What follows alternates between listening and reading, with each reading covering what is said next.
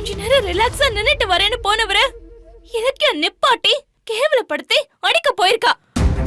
What?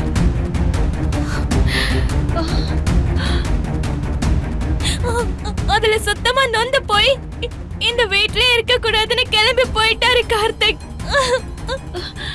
என்ன அஞ்சலி சொல்ற?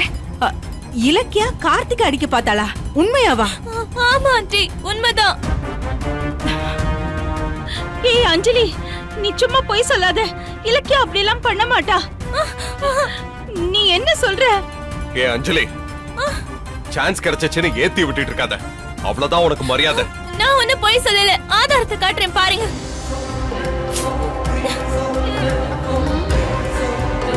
சின்ன பையனா சின்ன பொறுமையா பேசிட்டு இருந்தா ரொம்ப ஓவரா போற.